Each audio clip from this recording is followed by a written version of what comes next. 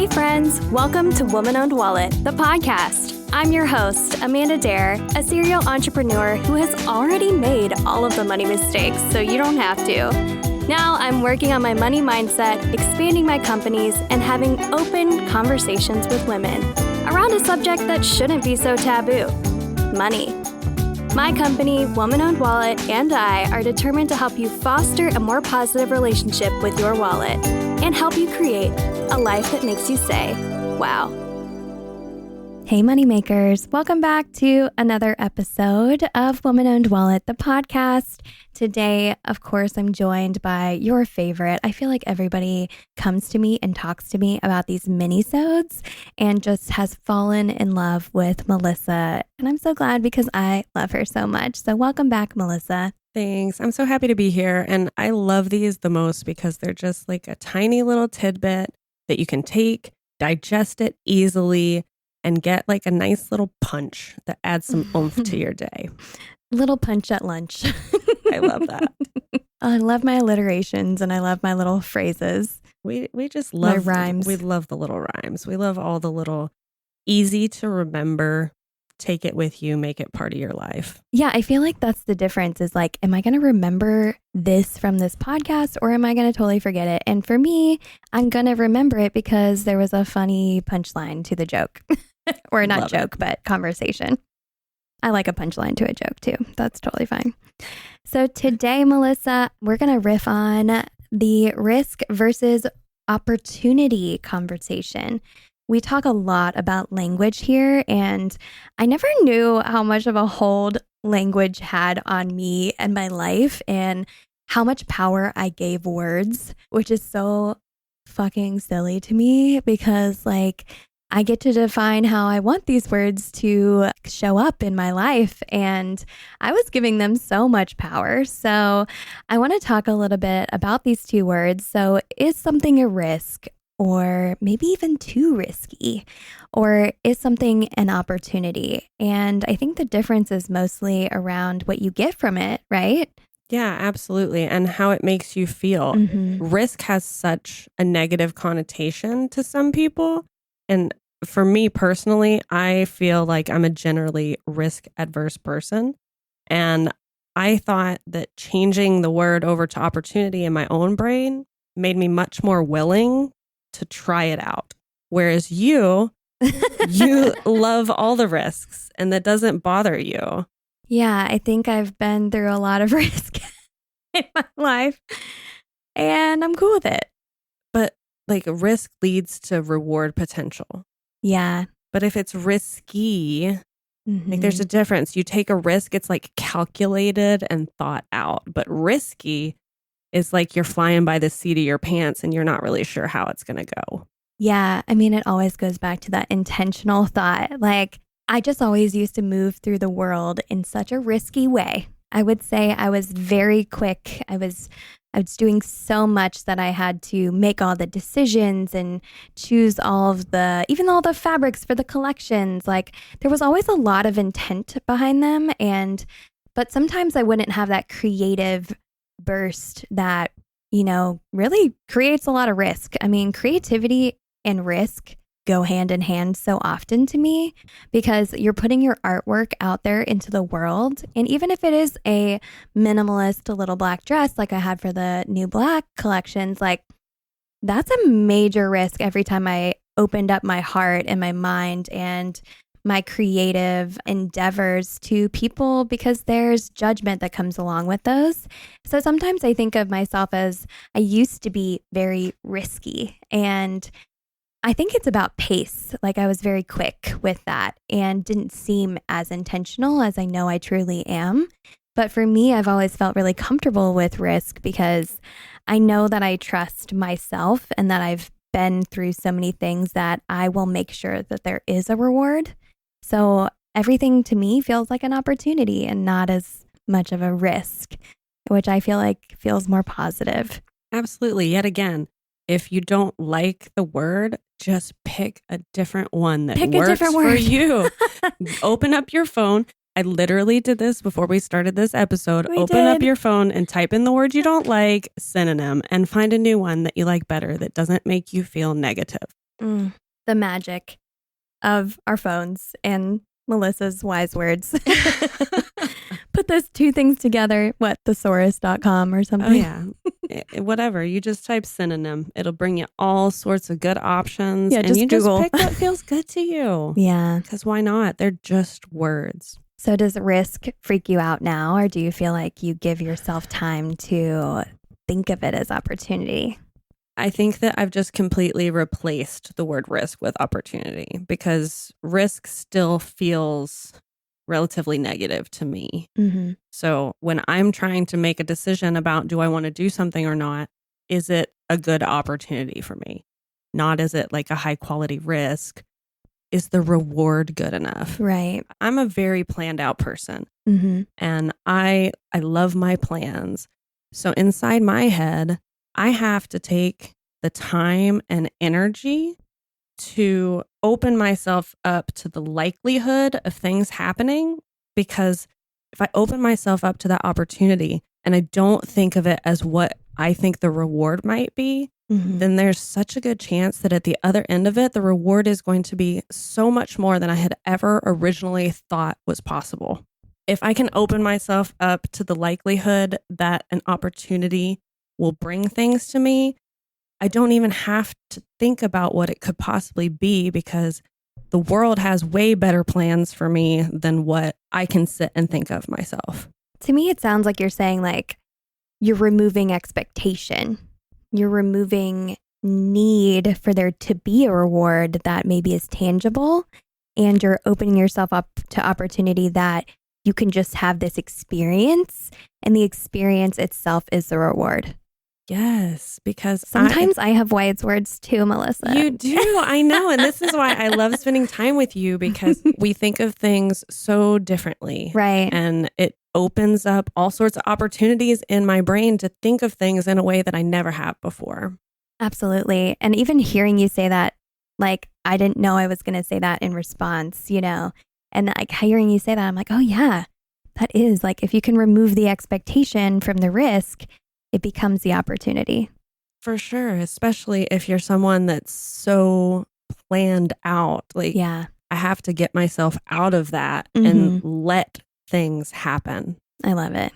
So I think of this because you said kind of mentally, you leave room for thinking about risk and understanding how it's going to shift to a opportunity. And for me, it's a little more physical than mental. I mean, I do think people think, you know, I have this pretty pink store and I've had a fashion design business for 7.5 years and wow for 2. And I think people don't take me as seriously as, and I get underestimated also being like 5'2" and, you know, like just, I look like I'm 16, which, I mean, who doesn't love that? But also like, I don't right now, you know? And it's one of those things where I'm like, no, I'm 33. I've been an entrepreneur for close to half my life at this point, and I have a lot of information to share. And I would say that women don't usually underestimate me that are at my level, usually in their 30s and 40s. Like, they see me and my hustle and my work, and not just like physical hustle, but just my mental creation of these cool ideas and what we can all do. And we've all connected so much. But there's a lot of times where older women will see me as their daughter. And I'm like, no, like, I'm a business and you purchase from me. Like, I of course want to have a connection with you, but I'd like to have it as just two adults and as a business to a customer versus, you know, I'm showing you some kind of support, but usually it ends up being like pity. And I'm like, it's okay. I'm fine. I have my own parents for that. You know, like I have my own small list of people I'm trying to keep proud. And really for me, I'm at the top of that. So I'm all good. But I do feel like there's just so much opportunity in our lives. And when I finally get interacting with somebody who sees me for everything that I am and what I'm being in the present and all of those things, I feel like so many opportunities come my way. And there's a lot of opportunities I get nervous to accept still. And I think people don't think I'm going to be nervous or whatever. I'm like, I'm a ball of anxiety. Like, I just do it scared. You just have to keep doing it scared. But one thing that I do is I actually physically book up my schedule like around 80%. And I'm just now getting to use like an actual calendar. Like most of that's in my brain. But I've learned that clear communication is kind communication, and I'm increasing my team all the time. And I want to make sure that they're understanding of what's going on and that it's not all just in my brain anymore. So physically, my schedule is very important to me now. And even that's on a piece of paper, in my calendar, whatever. But I leave about 80% of my time booked up and, either with coffees or working the shop, or the other day I was working on the winter photo shoot, and it's spooky season now, but we've got so much cool stuff coming out. Actually, probably by the time you guys listen to this podcast, so check the website. But anyways, so the other day I was working the store on a Monday, and I had just come off of having 2 amazing events over the weekend, where one of them I was speaking to 25 women, and I ended up being the moderator for a panel on the Thursday before this Monday I'm speaking about. And it was really beautiful, but I had like 10 minutes to prepare, and I was like, oh my gosh, I didn't even realize that I was the moderator. I thought I was a panelist, which usually you can just chill and chat. Like, I'm down. I love a panel. And then on Saturday, I don't worry, you guys, I killed it. I did a great job because I was just present and joking and laughing and keeping everyone connected. And that's my favorite thing to do. So definitely make me a moderator. I love it. And then on Saturday, I was able to go to the Show Up Summit, and I was a wow woman is what they gave me a new title. And I helped all the vendors talk about their products and get people following them. And then I also had a 10 to 20 minute speech. I'm not sure how long it actually lasted because we were running a little behind that day because the panels were so good. So good. But I had all this time, and I was just like, I used to be very nervous before I went up and did things. But now I've noticed that if I'm very present, then I can give my gifts to the world and share them. And honestly, then I get to like actually enjoy them as well, which is really hard to do sometimes when you're, a ball of anxiety. So I've realized that I have to be very present. So I leave 20% of my schedule open. And I leave that open for opportunities to come my way. And on Monday of that weekend, I was working my store, and I was approached by an amazing woman who was attending an event the next morning, and it was at 8 a.m. Melissa. 8 a.m. We know you do not like the morning. Not a morning girl. And I mean, I love the coffee in the morning, but you like your coffee at like 10 a.m. 10 a.m. Not 7 a.m. I like to get ready at 10 and like show up to things at noon. If you want my best, that's what my schedule is. Those are my boundaries. And I don't feel bad about them anymore. I used to feel bad about them. And then the more accepting and present I am, this is the entire point, the more happy I am in my life. So please try to accept yourself and your flow, however it is. And don't feel like you have to always fit in. There's going to be a job that is a second shift job if you're not a morning person. It's okay. If you've listened to the podcast before, you probably heard me mention how I recently was able to start providing health insurance to my long-term love of an employee, Adrian, my COO. This was a first for me, and I couldn't have done it without the help of Gusto. Thank you so much, Gusto.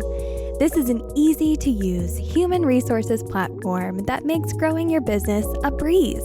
No matter the size or stage of your business, Gusto puts the tools you need to hire, pay, and manage your team all at your fingertips.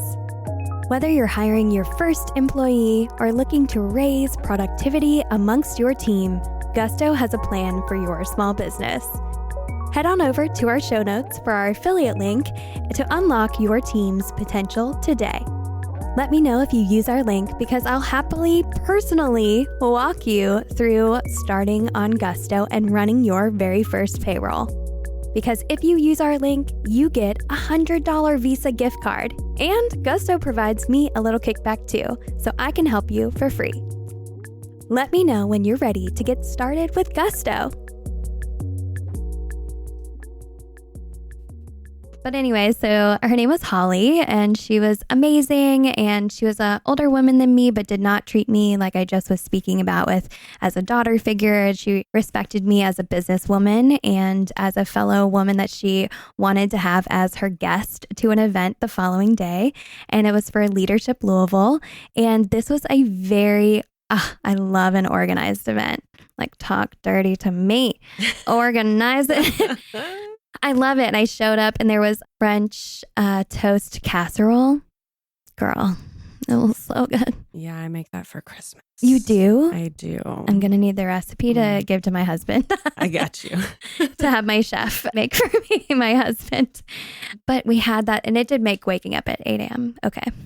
So I wore my pink jumpsuit. I brought my own Dolly mug for my own coffee, which was Holly's suggestion because she said the cups there were really small. And I was like, get it, girl, because I want a lot of coffee. So I sat at this table, and Holly and I, the day before, the reason why she came to the store was because she wanted to get a gift. And the gift was actually for the president of Thornton's gas stations. And I don't know if y'all live around here, because we did say this is in 1,138 cities now, but Thornton's gas stations are like a big deal. A big company. Big company. There was like a lot of Thornton's employees there. And at my table next to me, there was a Thornton's employee, and she was raving over the president of it. And it was just an amazing experience because she gave this beautiful speech about, the wins and the losses of her life. And she's from New Zealand. So at 8 a.m., if I'm going to be up, I'm listening to somebody with a beautiful accent. And she moved to Louisville. And at the end, they gave her speaker gift. And of course, it was the thing I specially packaged and picked out for her. And so I thought that was so cool that I got to give her that gift. And then they gave us time to actually talk at our tables about all of the amazing things that we heard her speak on and what did we take home. And then we had to share it with the room. So they walked around a little bit after that, and nobody from my table wanted to say what we had decided was this really cool thing. So Melissa, I got to talk. I was starting to wonder, if somebody else wanted it. No, they were like, please talk.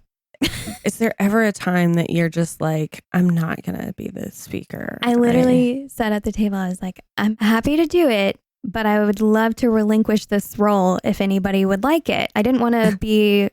The second you said, I'm happy to do this, everybody's like, yep, you're the one. Well, I was probably the only entrepreneur at the table. So most of them were high up in their companies and had such cool roles, but they just didn't love public speaking. And this room had over 250 women, and you had to stand up with a microphone. So I was like, all right, I offered. And I hate to be that girl. It's like, I don't ever want to be taking over too much except for on this podcast. It's an acquired taste, but you're good at it. So I can do it. It's fine. Absolutely. So I stood up and I'm like, it's again, not my best time of the day, but I was cracking jokes, and it was literally minutes, maybe a minute, 2 minutes. But I was like, call me girl to the president of Thornton's and telling her that about her speaker gift. I'm wearing this pink jumpsuit. And I literally went from the 25 women the Thursday before to 175 women that Saturday. And then that Tuesday morning spoke in front of 250 women, even if it's just for a few moments. And I had so many people come up to me each time and say how much energy that I had and how attracted they were to my energy and how much they loved my jumpsuit, which of course is my favorite thing to wear. And it's just I felt like I was able to give my impact at a time that I wasn't expecting to. So I was happy to take the risk of understanding that my boundary is okay to, kind of shift. Yeah, at if this you time. Choose it to. Yeah. For sure. You need boundaries, but don't make them rigid against yourself. Oh, what a good way to say that. Make them rigid against others, but not against yourself. Rigid boundaries against others, but not yourself. I love that, Melissa. That was really boundaries. They're the toughest part. And it's really just expectations, right? Boundaries, expectations. Some people are even feeling oh, I shouldn't set boundaries now. And I'm like, yeah, they're the best. It's that whole radical responsibility that I always like to talk about. You are the only one responsible for your experience. So step up and take control. Yeah, you get to decide if it's too risky or if it's too anything. or if you get to decide if it's a beautiful opportunity that now for me, I'm looking to connect with as many women as possible. And I knew by speaking at this and being myself and cracking a joke and having some fun in my pink jumpsuit and having my Dolly mug, everybody is looking at me, and you'd think that would be really nerve-wracking, but I just knew that it was me being myself, and I've continuously shown up as my true self, and that's helped me to gain that confidence to feel like being in front of 250 women and saying anything on a microphone is fine. And I was happy to help my team, my table. they were like, please don't make me do this. You do it. And that's what attracts people to you, is being you. Mm-hmm. That's how you show up in the best way possible for yourself in your own life, is learning the best ways that you can be you. Yeah, I think for so long, I was actually, my too riskiness was me not being myself and attracting people to me that weren't actually my people. And now to me, it's like, it's an opportunity to know me and to know me truly. And it's an opportunity for me and not a risk to be open and vulnerable, because I've now been able to prove it to myself and have the confidence in myself that attracts the people that I want to be around. And that attracts the people that I know already get me. They're the ones who walk into WOW and they're like, I love everything. And I'm like, thank you, babe. This is what I think the inside of my brain looks like. And they're like, this is what the inside of my brain looks like. And I'm like, yes, babe, you get it. So it's one of those things where it feels like less of a risk and more of an opportunity to me now to simply just be myself, and physically to leave that 20% of my calendar open for opportunities that I would like to choose to take, and not just to think of like risk versus reward all the time. But if this is an opportunity, that's obviously positive. So I think of everything as opportunities now as well. It's wonderful. It's the tiny shifts in your brain, Mm-hmm. and maybe it's switching a single word, maybe it's having a single realization. It's these tiny shifts that really lead to life-changing results. I completely agree.